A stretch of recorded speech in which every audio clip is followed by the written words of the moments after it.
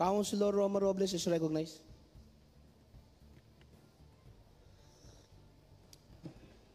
Maraming salamat po, Mr. Majority Floor Leader and Mr. Presiding Officer.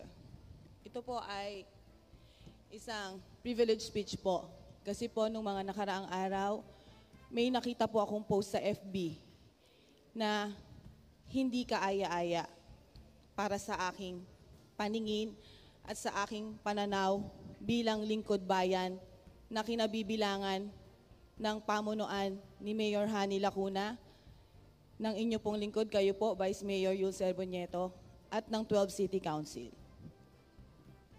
Ito po ay patungkol sa FB post ng isang napakabait na SK Chairman ng Distrito 5. Ang pangalan niya ay si SK Chairman Kiana Huntilla Pornobi. At ang kanyang post na nakaagaw ng aking pansin. Tignan nyo, ako ay napakamalumanay magsalita dahil mabagal, hindi ako mabagal magsalita eh. Medyo nanggigigil kasi ako. Ito ang post niya. Sabi niya, "Thank you po. May panghanda na ang aso namin. SK Juliana." Ang pangalan niya, Julian. SK Kiana pala. SK Chairman Kiana Huntilla Pornobi. Panghanda ng aso mo. Sinabi mo, panghanda ng aso mo. Ilang-ilang pamilya, daang libo ang binibigyan ng lungsod ng Maynila ng pamaskong handog. Sasabihin mo, panghanda ng aso mo. Yung pamaskong handog na yan, kinakain ko din yan. Ibig sabihin, lahat kaming Manileño na nakatanggap nito, kinumpara mo sa aso. Tama po ba yon? Kahit kayo lumagay sa katayuan ko, magagalit kayo. Ikaw, SK Chairman ka, dapat ikaw ay isang magandang ehemplo. Oo, sige, inaamin namin. Hindi engrande ang pamaskong handog na yan. Pero disente yan at makakain. Maraming tao ang nagugutom. Pinagtrabahuhan namin yan. Mula kay Mayor Hani, kay Vice Mayor Yulcerbo, at ang 12 City Council. Maraming utang ang Maynila. Pero sinisinop namin ang bawat sentimong pumapasok para mapasaya at mapaglingkuran ang bawat Manileño. Tapos, lalaitin mo ng ganyan. At tahasang pambabastos yan sa ina ng Maynila. Hindi mo ba alam, iha? Wala pa sa 1/8 o isang guhit ng boto mo ang bumoto kay Mayor Hani Lacuna nung nakaraang eleksyon para bastusin mo ng ganyan sa Facebook. Alam mo, iha, SK Chairman ka pa man din. Sana, may kasabihan nga tayo eh, think before you click. Hindi yan dapat palampasin ng 12 City Council. At lalong-lalo nang hindi dapat yan palampasin ni SK President Councilor Yan Ibay. Dahil kadistrito yan ni SK Pres Yan Ibay. Na ang sabi ni SK Yan Ibay, siya ang boses ng kabataan. Ako ay nagsusumamo sa iyo, SK Pres Yan Ibay, na bigyan mo ng reprimand o disciplinary action itong nasasakupan mong SK Chairman. Dahil hindi maganda ang inasal sa Facebook. Oo, alam ko, napapanahon. Iba-iba ang sinusuportahan nating politiko. Pero hindi para bastusin ang mayor ng Maynila. Nire-respeto ko, SK Kiana, kung kanino ka naniniwala. Karapatan mo yan eh. Pero, wag mo kaming bastusin. Ang gusto ko din kay SK Kiana, mag-public apology siya kay Mayor Hani, kay Vice Mayor Yul Serbo, at sa 12 City Council na kinabibilangan ni SK Pres Juliana Ibay. Dahil hindi nakakatuwa ang kanyang inasal.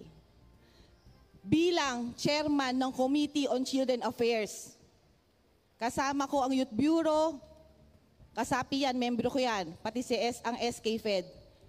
Ako po, simula 2019, chairman ng Children's Affairs. Pinagtatanggol at pinoprotektahan ko ang mga kabataan. Pero kung ganitong kabataan na nagpakita ng maling asal, dapat turuan po ng leksyon. SK Kiana, bilang ate mo sa konseho, kasi ang SK chairman ba, mga 21, 22 years old, para na tayo magkapatid. Payo ko sa'yo, ang taong nagpapakumbaba ay itinataas. Aminin mo ang kamalian mo. Yun lamang po, maraming salamat. At sana po, yung mga tumatanggap ng biyaya, maliit man o malaki, magpasalamat po tayo sa poong may kapal. Yun lamang. And I don't want to be interpolated. Thank you. Maraming salamat, Councilor Roma Robles. Right to personal and collective privilege, Your Honor. Councilor Yanyan Ibay. Your Honor, to address the privileged speech of... Point of order, Your Honor. What is your point of order? Point of order. Your Honor, the principal speaker, the Honorable Roma Robles, doesn't want to be interpolated. We have the rule. If we don't, the speaker of the privileged speech doesn't want to be interpolated, then no one can comment on our privileged speech. That is all, Your Honor. Thank you. Your Honor. 1 minute recess declared by the chair. Thank you po, Your Honor. I wish not to interpolate the Honorable Councilor on this said matter. I would just like to merely express my sentiments with regards to everything that she has said about the SK chairman. So, as the SK Federation President, I have already sent out a letter to the said SK chairman of Barangay 702. This is the said letter that I have already sent out to her, which she has received, and she has also given me her own letter explaining her side of the story. As of this moment, she is currently in the SK Federation office. I will be talking to her after the said session. Second po, I would say na if you're gonna attack the SK chairman, when you have already made a Facebook post as well, what makes you any better? Quote, this is what the Honorable Councilor has to say about the SK chairman. P.S. SK Kiana, ang kaartehan binabase sa kagandahan at tangos ng ilong. Di ka ba na-inform? You know, I would say, I don't think it is right to be tarnishing the ideals, beliefs, and the personality of an SK chairman based merely off of a Facebook post. Because at the end of the day, I believe na we are all human. We're all inherently good with a bit of evil. But to discriminate one's looks based off of a mere Facebook post, I don't think is right. Alam sa sarili ng SK chairman na nagkamali siya. But to discriminate her personality and her looks, I don't think is something na should be tackled. Honestly, lagi natin sinasabi na as older individuals, mas marami tayong alam sa kabataan, and we should be setting the example. Think before you click is what the Honorable Councilor had to say. Point of order. What is your point of order, Councilor Philip Lacuna? I think the manifestation of the good SK President is out of topic. Sinabi po ayaw po magpa-interpolate ng atin pong kanina pong nag-deliver po ng privilege speech.